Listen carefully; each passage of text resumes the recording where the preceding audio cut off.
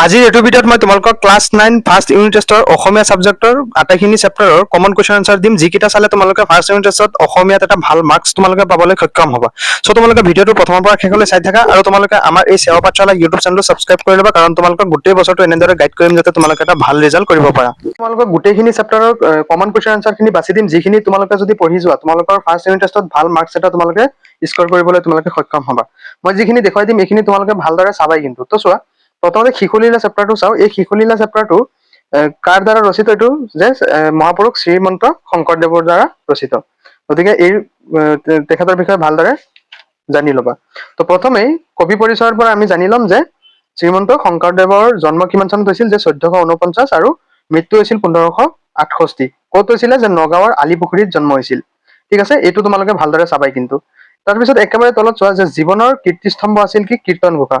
শ্ৰী শ্ৰী শংকৰদেৱৰ জীৱনৰ কীৰ্তিস্তম্ভ কি আছিল? কীৰ্তন ঘোষা। আৰু মাধৱদেৱৰ, সেইটো তোমালোকে ক্লাছ 10ত গৈ পাবা তেখেতৰ বিষয়ে।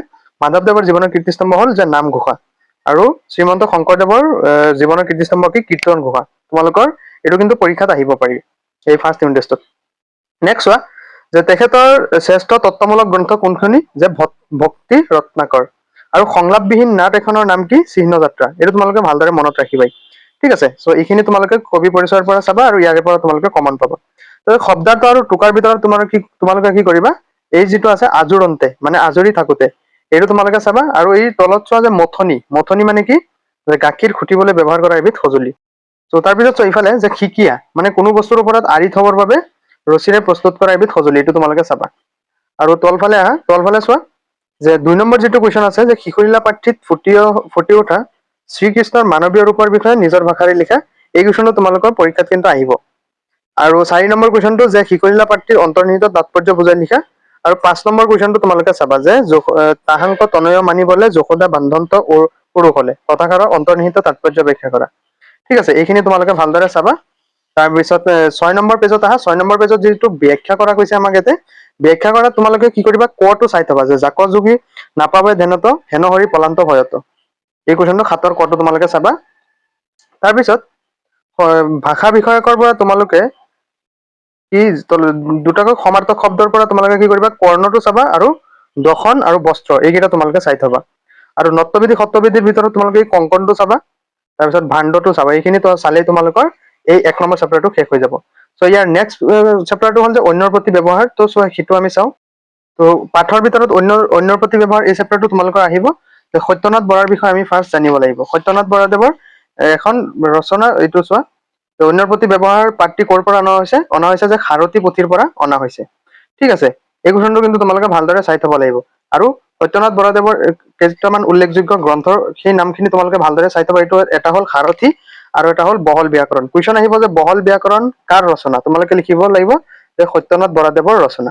ঠিক আছে, চ' এইখিনি কিন্তু তোমালোকে ভালদৰে চাই ল'ব লাগিব।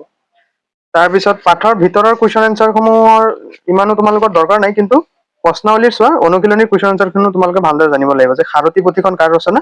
সত্যনাথ বৰাদেৱৰ দ্বাৰা ৰচিত বা ৰচনা। তাৰপিছত ইফালে চোৱা পেজ নং তোমালোকে 25ত আহা। পেজ নং 25ত তোমালোকে এই সজ ব্যৱহাৰৰ অনুপান কি আৰু প্ৰথম শ্বৰ্টটো চাবা। যে এইখিনি তোমালোকে শ্বৰ্ট কুৱেশ্যনখিনি চাই থবা। আৰু বহল ব্যাকৰণ পুথিখন এইমাত্ৰ মই তোত ক'লোৱেই। আৰু 2ৰ পৰা তোমালোকে কি কৰিবা? খটো শিকি থবা যে বিনয় ভাৱত দান কৰিব লাগে বুলি জ্ঞানীসকলে কিয় কৈছে?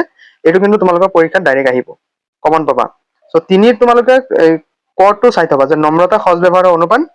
এইটো তোমালোকৰ খুব ৰিপিট হৈ থাকে কুৱেশ্যনটো বা পৰীক্ষাত আহি থাকে। তো এইখিনি চালেই তোমালোকৰ এই চেপ্টাৰটো হৈ যায়। আৰু বিপৰীত শব্দৰ ভিতৰত তোমালোকে বিনয়টো চাবা আৰু গুপ্তটো চাবা। ঠিক আছে, চ' এইখিনি চালেই চকুৰ কুটা আৰু ইয়াৰ পৰা বাক্য ৰচনা যিকোনো আহিব পাৰে। গতিকে এইখিনি চাবা, এইখিনি চালে তোমালোকৰ এই চেপ্টাৰটো শেষ হৈ যাব। ঠিক আছে, কাৰণ চোৱা শ্বৰ্ট কুৱেশ্যন যিখিনি দিয়ে, শ্বৰ্ট কুৱেশ্যন তোমালোকে যদিহে পাঠৰ প্ৰশ্নাৱলী কুৱেশ্যনখিনি শিকা, এইখিনি তোমালোকৰ কাৰণে যথেষ্ট। আৰু ইয়াৰে পৰা তোমালোকে কমন পাবা। তো ইয়াৰ পিছত তোমালোকৰ আৰু এটা চেপ্টাৰ আহিব, সেইটো হ'ল যে অন্ধবিশ্বাস আৰু কুসংস্কাৰ। বহুত এটা ইম্পৰ্টেণ্ট চেপ্টাৰ। আৰু এই চেপ্টাৰটো প্ৰথমে তোমালোকৰ কুৱেশ্যন আহিব পাৰে যে অন্ধবিশ্বাস কুসংস্কাৰ পৃথিৱীৰ আটাইতকৈ গধুৰ বোজা কথাষাৰ কোনে কৈছিল? যে ডক্টৰ সৰ্বপল্লী ৰাধাকৃষ্ণদেৱে কৈছিল। ঠিক আছে, তাৰপিছত অন্ধবিশ্বাস কোনবিলাক? যে যিবোৰ বিশ্বাস বা ধাৰণা যুক্তিৰ ওপৰত প্ৰতিষ্ঠিত নহয়। বিজ্ঞানে যিবোৰ বিশ্বাসক ধাৰণাক ঘটনাক অসত্য আৰু অমূলক বুলি প্ৰতিপন্ন কৰিছে, সেইবোৰকে কি বোলে? অন্ধবিশ্বাস বোলে। এইখিনি তোমালোকে চাই থবা। ঠিক আছে, চ' তাৰপিছত আমি কি কৰো? অনুশীলনী কুৱেশ্যন এনচাৰলৈ যাওঁ। এটা লেখক পৰিচয়ৰ পৰা কোনো এনেকুৱা ইম্পৰ্টেণ্ট নাই, গতিকে তোমালোকে লেখক পৰিচয়খিনি ভালদৰে ইমান চাব নালাগে। ঠিক আছে, তাৰপিছত চোৱা ইয়াৰে অনুশীলনীত অহাৰ আগতে শব্দাৰ্থৰ ভিতৰত তোমালোকে দেহা বয় অৰ্থাৎ দেহৰ গঠন এই শব্দৰ অৰ্থটো তোমালোকে ভালদৰে শিকি থবা। আৰু কুৱেশ্যন এনচাৰত চোৱা তোমালোকে কি কৰিবা, কুসংস্কাৰ বুলিলে কি বুজা এইটোতো চাবাই, আৰু এই কথাষাৰ কোনে কৈছিল মই অলৰেডি তোমালোকক দেখুৱাইছোৱেই। আৰু 2 নম্বৰটো তোমালোকে শিকিবা যে অন্ধবিশ্বাস কি, অন্ধবিশ্বাসে সমাজত কেনেধৰণৰ সমস্যাৰ সৃষ্টি কৰিব পাৰে লিখা, এইটো চাবা। ঠিক আছে, তাৰপিছত নেক্সট 5 নম্বৰ যে ডাইনী বা খোপা ধৰা এইবোৰ অন্ধবিশ্বাস বুলি জানিও কিছু লোকে এই বিষয় দুটাক লৈ উৰা বাতৰি প্ৰচাৰ কৰে আৰু বহু লোকে বিশ্বাস কৰিও লয়। ইয়াৰ কাৰণ কি বুলি ভাবা এইটো তোমালোকে চাবা। আৰু হাতৰ ব্যাখ্যাৰ পৰা যিকোনো এটা তোমালোকে কমন পাবাই, কটো আহিব পাৰে যে অন্ধবিশ্বাস কুসংস্কাৰ পৃথিৱীৰ আটাইতকৈ গধুৰ বোজা। এই কুৱেশ্যনটো তোমালোকে চাবা মানে চাবা, ইয়াৰে পৰা তোমালোকে কমন পাব পাৰা। ঠিক আছে, তাৰপিছত তোমালোকে বাক্য ৰচনাৰ পৰা এইখিনি চাবা যে প্ৰচাৰ মাধ্যম বা অমানৱীয় কাৰ্য এইখিনি তোমালোকে চাই থবা। ঠিক আছে, চ' এইখিনি চালে এই চেপ্টাৰটো হৈ যায়। নেক্সট আৰু এটা তোমালোকৰ আহিব যে হনুমন্তৰ লংকা দৰ্শন, তো আমি সেইটো চাম।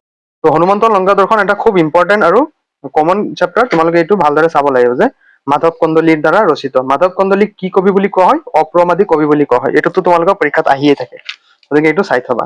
তাৰপিছত কবি পৰিচয়খিনি বহুত ইম্পৰ্টেণ্ট, কবি পৰিচয়খিনি তোমালোকে চাই ল'বা যে মাধৱ কন্দলী আছিল কি, শংকৰ পূৰ্ব যুগৰ এগৰাকী শ্ৰেষ্ঠ কবি আছিল কোন, কবিৰাজ মাধৱ কন্দলী। আৰু এইখিনি চাবা। মাধৱ কন্দলী কোনজন ৰজাৰ পৃষ্ঠপোষক আছিল, যে বাৰা বা ৰজা মহামাণিক্যৰ। ঠিক আছে, তাৰপিছত আদিকাণ্ড মহাপুৰুষ মাধৱদেৱ, উত্তৰাখণ্ড শংকৰদেৱে কি কৰিছিল, ৰচনা সম্পূৰ্ণ কৰিছিল। এয়া চোৱা অপ্ৰমাদী কবি বুলি কাক কোৱা হয়, তেখেতক কোৱা হয়। ঠিক আছে, মাধৱ কন্দলী। তাৰপিছত চোৱা যে সুন্দৰকাণ্ড ৰামায়ণৰ পৰা আমাৰ এই চেপ্টাৰটোত থকা হনুমন্তৰ লংকা দৰ্শন এই কবিতাটি কি কাব্যাংশটো নিৰ্বাচিত কৰা হৈছে। কুৱেশ্যন আহিব পাৰে যে হনুমন্তৰ লংকা দৰ্শন কোনখন কাণ্ডৰ পৰা অনা হৈছে, তোমালোকে লিখিবা যে সুন্দৰকাণ্ড ৰামায়ণৰ পৰা অনা হৈছে। ঠিক আছে, তাৰপিছত এইখিনি চাবা। আৰু শব্দাৰ্থৰ ভিতৰত কিন্তু তোমালোকে এই চেপ্টাৰটোত শব্দাৰ্থত বেছি গুৰুত্ব দিবা। তোমাৰ আহিব পাৰে যে পুৰণি শব্দক আধুনিক ৰূপত লিখিব লাগে, ইয়াৰে অমৰাৱতীটো কিন্তু বহুত ইম্পৰ্টেণ্ট, যে বিশ্বকৰ্মা নিৰ্মিত দেৱপুৰী বা ইন্দ্ৰৰ ৰাজধানী।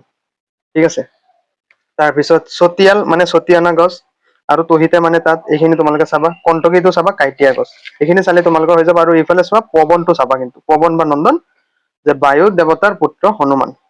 আৰু কাশ্যপটো চাবাই যে সূৰ্য দেৱতা। ত্ৰিকুটটো চাবা, ত্ৰিকুট নীল বিশ্বকৰ্মা সুগ্ৰীৱ, এইখিনিতো তোমালোকৰ ইয়াতে আছে চমু টোকাৰ কাৰণে, গতিকে এইখিনি তোমালোকে চাই থবা। ইয়াৰে পৰা গটো চাবা যে মাধৱ কন্দলী ৰামায়ণত কেইটা খণ্ডত পোৱা যায়। আৰু তোমালোকে কি কৰিবা, 5 নম্বৰ কুৱেশ্যনটো কিন্তু চাবা যে লংকা নগৰীৰ কাষৰ বন বননিত হনুমন্তই কি কি ফুলৰ গছ দেখিবলৈ পাইছিল, আৰু হনুমন্তই গধূলি সময়ত দেখা লংকা নগৰীৰ এটি বৰ্ণনা দিয়ে। এইটো কিন্তু বহুত ইম্পৰ্টেণ্ট আৰু ৰিপিটেড কুৱেশ্যন, এইটো তোমালোকে চাই যাবাই মুঠতে।